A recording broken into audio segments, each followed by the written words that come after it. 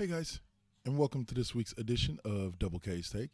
And on this week's edition, I continue my run from last week where I spoke about the NBA and the teams at the All-Star break. So far we did Sacramento and LA last week. This week is going to be Portland and Phoenix. The TrailBlazers currently sit at 23 and 33, 24 games behind Golden State.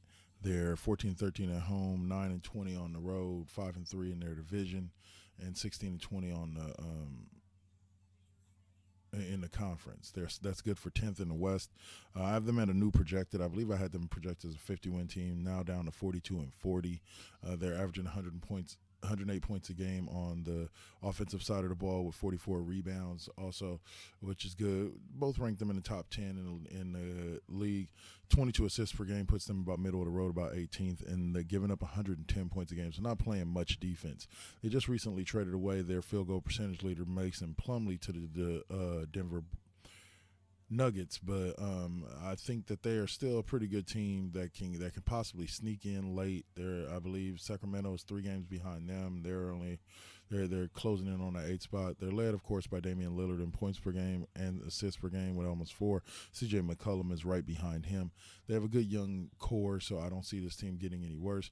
But I think it may take them a while to build back up to that 50-60 win team that they were a few years back. So next up is the Phoenix Suns. All right, the Suns just happen to be the only team that makes teams like the Lakers and the Kings look good right now. They only have 18 wins on the season. They're almost 30 games behind Golden State, 15th in the West, 7-32 in conference. I project them to win only 25 games this year. They're just not very good. They do have an semi-explosive offense, averaging 106 points a game, good for 11th in the league. Their 44 rebounds a game is good for top 10, 7th in the league, and their 18 assists a game gets them almost dead last at 30th in the league, and that's not a good look for any NBA team to be dead last. The Suns will get better as time goes on because they do have a good young core, but I think that this team has a long way to go. You're looking at 3-4 years before they're really going to be a top contender, averaging giving up 113 points a game, 29th in the conference or in the league. Let's see, T.J. Warren is leading the team at 45% field goal percentage shooting from the field. Like I said, Eric Bledsoe, he's not even 30 yet.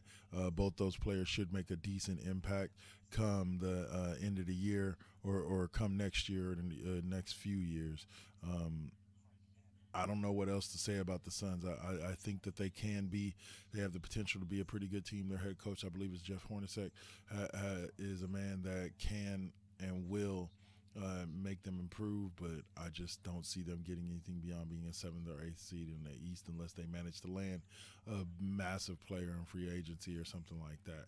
So that's been it. That's been my Double K's take for this week. And next week we'll be back where we'll be looking at the Clippers, the Warriors, etc. So y'all have a great day. This has been Double K. Check me out on Double K's Classroom every other Friday night or on K Double's music class the Friday nights in between. Peace. 4 Aces presents.